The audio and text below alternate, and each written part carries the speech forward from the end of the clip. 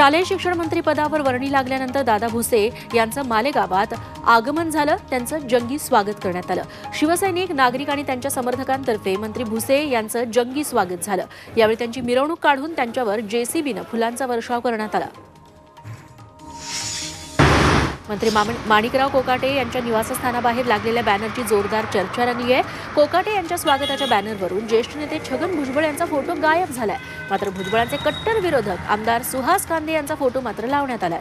त्यामुळे कोकाटेंच्या निवासस्थानाबाहेर लागलेल्या बॅनरची सध्या चर्चा आहे. राज्यातील गरीबातील गरीब मुलांना गुणवत्तापूर्ण शिक्षण देण्याचा प्रयत्न करू अशी प्रतिक्रिया राज्याचे शिक्षण मंत्री दादा भुसे यांनी दिली आहे. त्याचबरोबर विद्यार्थी, पालक, संस्था यांना विश्वासात घेऊन काम करणार असं भुसे म्हणाले. 90% पालकमंत्री वाटप पूर्ण झालंय. 2 ते 3 दिवसात मुख्यमंत्री देवेंद्र फडणवीस पालकमंत्री पद जाहीर करतील असं उद्योगमंत्री उदय सामंत यांनी सांगितलंय. पालकमंत्रीपद कुणाला द्यायचं हे पक्ष ठरवतात, तसंच जिल्ह्याला कुठला पालकमंत्री द्यायचा आहे हे मुख्यमंत्री ठरवतील असं राज्यमंत्री माधुरी मिसाळ यांनी स्पष्ट केलंय. ठाणे जिल्ह्याचे पालकमंत्रीपद फक्त एकनाथ शिंदेंना मिळावं यासाठी आम्ही प्रयत्न करतोय असं प्रताप सरनाईकांनी सांगितलं. त्यांनी ते पद स्वीकारावं अशी इच्छा देखील त्यांनी व्यक्त केली आहे. पालकमंत्री पदाबाबत कुठलाही फॉर्म्युला ठरलेला नाही असं वक्तव्य मंत्री चंद्रकांत पाटलांनी केलं. तर पालकमंत्री हा जिल्ह्यातील आमदारांच्या संख्येवरून ठरत नसून अनुभवावरून ठरतो असंही त्यांनी स्पष्ट केलं. पाणी पुरवठा खातं पुन्हा मिळाल्यानं आनंद आहे. या खात्याचा अनुभव असल्यानं प्रलंबित योजनांना गती मिळेल असा विश्वास मंत्री गुलाबराव पाटलांनी व्यक्त केला. मराठवाड्याच्या जनतेसाठी मराठवाडा ग्रीड प्रकल्पासाठी प्रयत्नशील आहोत असंही ते म्हणाले. आमच्या पक्षाला जी खाती मिळाली त्यात आम्ही समाधानी आहोत अशी प्रतिक्रिया संजय शिरसाटांनी दिली आहे. आम्ही सगळे उत्तम काम करणार असून प्रत्येक 3 महिन्याला आमचा आढावा घेतला जाणार आहे अशी माहिती शिरसाटांनी दिली. मुख्यमंत्र्यांनी दिलेली जबाबदारी स्वीकारून कोकणाचा आणि महाराष्ट्राचा विकास करणार असल्याची प्रतिक्रिया मंत्री नितेश राणेंनी खाते वाटपानंतर दिली आहे. तसंच सर्व कोकणच्या रत्नांच्या मार्गदर्शनाखाली काम करणार आहे असंही राणे म्हणाले. खातं कुठलंही असलं तरी त्या खात्याला न्याय देण्याची भूमिका त्या मंत्र्यांची असते असं विधान प्रताप सरनाईकांनी केलंय. कुठलं खातं कमी आणि कुठलं खातं मोठं असं मला वाटत नाही. जे खातं असेल त्या खात्याला आमचे मंत्री लक्ष देऊन महाराष्ट्राला पुढे नेण्याचा प्रामाणिक प्रयत्न करतील असा विश्वास त्यांनी बोलून दाखवला. मंत्री नितेश राणेंचं कार्यकर्त्यांनी जंगी स्वागत केल्यानं राणेंनी प्रतिक्रिया दिली आहे. यापुढे त्यांचे सर्व हट्ट पुरवणं हे माझं आजपासूनचं काम आहे. सर्वांनी मला साथ दिल्यामुळे मला मंत्रिपद मिळालं असं राणे म्हणाले. राज्याचे सार्वजनिक बांधकाम मंत्रीपद मिळाल्यानंतर आमदार शिवेंद्रराजे भोसले यांचे सातारा जिल्ह्यात आगमन झालं. यावेळी कार्यकर्त्यांकडून भोसलेंचं जोरदार जल्लोषात स्वागत करण्यात आलं. तसंच शिवेंद्रराजेंनी गावकऱ्यांशी भेटत त्यांच्याशी संवाद साधला. मंत्रिपदाची शपथ घेतल्यानंतर बाबासाहेब पाटील पहिल्यांदाच त्यांच्या मतदारसंघात गेले. यावेळी कार्यकर्त्यांनी त्यांचं ठिकठिकाणी मोठ्या उत्साहात स्वागत केलं. त्यानंतर त्यांनी राष्ट्रसंत शिवलिंग शिवाचार्य महाराज समाधीचं दर्शन घेतलं. आमदार अशोक उईके यांची राज्य मंत्रिमंडळात वर्णी लागल्यानंतर भाजपच्या वतीनं त्यांचं जंगी स्वागत करण्यात आलं. राष्ट्रवादी ओबीसी आयोगाचे अध्यक्ष हंसराज अहिर यांच्या उपस्थितीत मंत्री अशोक उईके यांची मिरवणूक काढण्यात आली. यावेळी जेसीबीतून पुष्पवृष्टी करण्यात आली. रत्नागिरीतील खेडमध्ये मंत्री योगेश कदमांचं जंगी स्वागत झालं. मंत्री झाल्यानंतर पहिल्यांदाच योगेश कदम मतदारसंघात दाखल झाले. यावेळी मोठ्या संख्येनं कार्यकर्ते उपस्थित होते. शिवसेनेचा प्रत्येक पदाधिकारी कार्यकर्ता या पदाचा मानकरी आहे. हे यश आपणा सर्वांचं आहे अशी भावना योगेश कदमांनी व्यक्त केली. रायगडमध्ये रोजगार हमी मंत्री भरत गोगावले यांचं जोरदार स्वागत करण्यात आलं. मंत्री झाल्यानंतर गोगावले पहिल्यांदाच कळंबोलीत पोहोचले. गोगावलेंच्या स्वागतासाठी शिवसेना पदाधिकारी आणि शेकडो शिवसैनिक उपस्थित होते. यावेळी 10 जेसीबीमधून गोगावलेंवर पुष्पवृष्टी करण्यात आली. येत्या 3 मार्चला राज्याचं अर्थसंकल्पीय अधिवेशन सुरू होणार आहे. यात अर्थसंकल्प सादर केला जाणार असून देवेंद्र फडणवीस आणि एकनाथ शिंदेंना विश्वासात घेऊन तो तयार करणार आहे असं उपमुख्यमंत्री अजित पवार म्हणाले. ते बारामतीत बोलत होते. पुण्यातल्या भीमथडी यात्रेला शरद पवारांनी उपस्थिती लावली। यावेळी शरद पवारांनी मुख्यमंत्री देवेंद्र फडणवीसांना लावलेल्या फोनची जोरदार चर्चा झाली। मात्र बीड परभणीच्या दौऱ्याबाबत मुख्यमंत्र्यांशी बोलल्याचं शरद पवारांनी सांगितलं।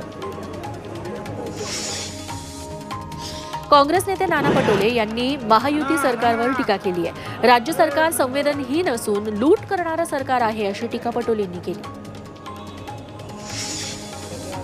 छगन भुजबळांची नाराजी येणाऱ्या दिवसात दूर होईल अशी प्रतिक्रिया राष्ट्रवादीचे नेते आनंद परांजपे यांनी दिली। तर अजित पवार, सुनील तटकरे भुजबळांची भेट घेणार असल्याचं परांजपेंनी सांगितलं।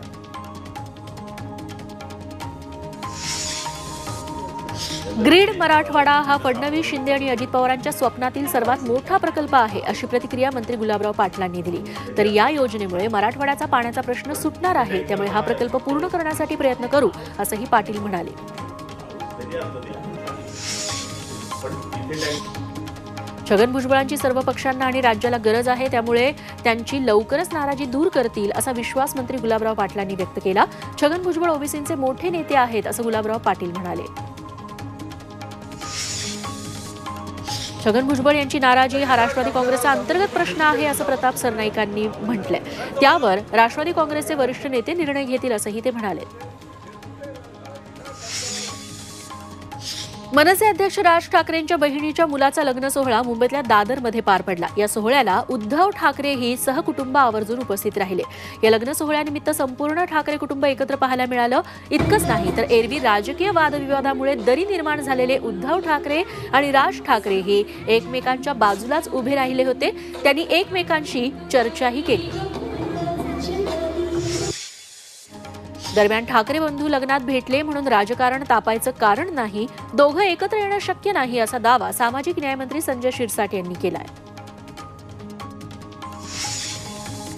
लग्न समारंभात झालेल्या राज ठाकरे उद्धव ठाकरेंच्या भेटीवर काँग्रेसचे नेते नाना पटोले यांनी प्रतिक्रिया दिली आहे। जनतेच्या प्रश्नावर जास्त चर्चा केली पाहिजे, कोण कुणाला भेटण्यापेक्षा जनतेचे प्रश्न आमच्यासाठी महत्त्वाचे आहेत असं पटोले म्हणाले। मुख्यमंत्री देवेंद्र फडणवीस हे अहिल्यानगर दौऱ्यावरती होते। यावेळी हिवरे बाजारचे सरपंच पोपटराव पवार यांच्या मुलाचा विवाह सोहळ्याला त्यांनी उपस्थिती लावली। यावेळी ज्येष्ठ समाजसेवक अण्णा हजारे आणि मंत्री राधाकृष्ण विखे पाटीलही उपस्थित होते।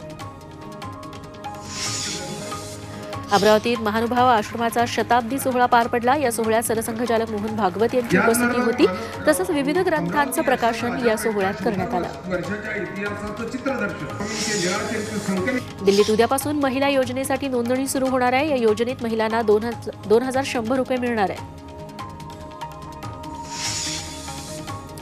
अरविंद केजरीवालांच्या घोषणांवर भाजपनं टीका केली आहे। केजरीवालांच्या सर्व योजना या विधानसभा निवडणूक लक्षात ठेवून जाहीर करण्यात आल्या आहेत अशी टीका भाजपच्या नेत्या बांसुरी यांनी केली।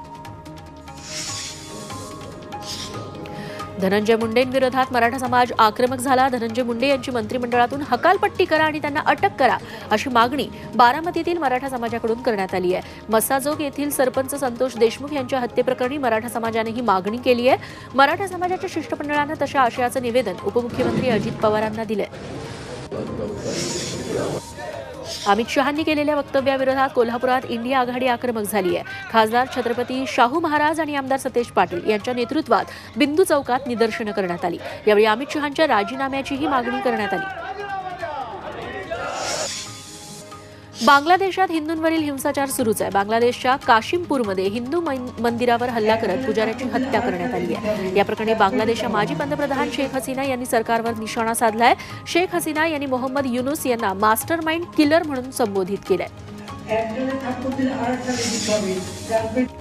तुळजापूर येथील शेतकरी मारहाण प्रकरणी सुरू असलेलं शेतकऱ्यांचं आंदोलन मागे घेण्यात आलं। दोषींवर कारवाई करण्याच्या आश्वासनानंतर आंदोलन मागे घेण्यात आलं। आमदार राणा पाटील यांनी आंदोलनस्थळी पीडित शेतकरी कुटुंबाची भेट घेतली।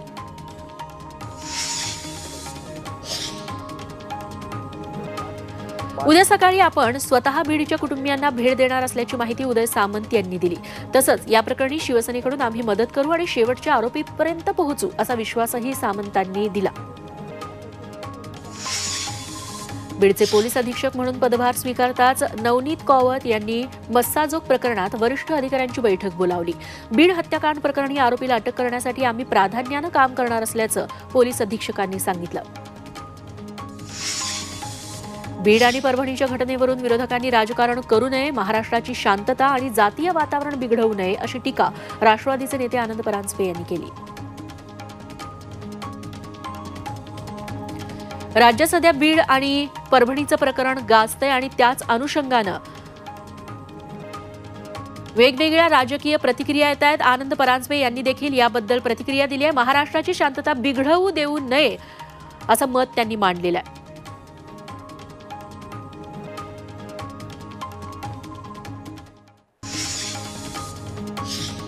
वाळू माफियांना आळा घालण्यासाठी प्रयत्न करणार असं मंत्री चंद्रशेखर बावनकुळे म्हणाले. विदर्भातल्या जंगल जमिनीमुळे विकास प्रकल्प थांबलेत. सर्वोच्च न्यायालयात महाराष्ट्र सरकार योग्य बाजू मांडेल अशी माहितीही बावनकुळेंनी दिली.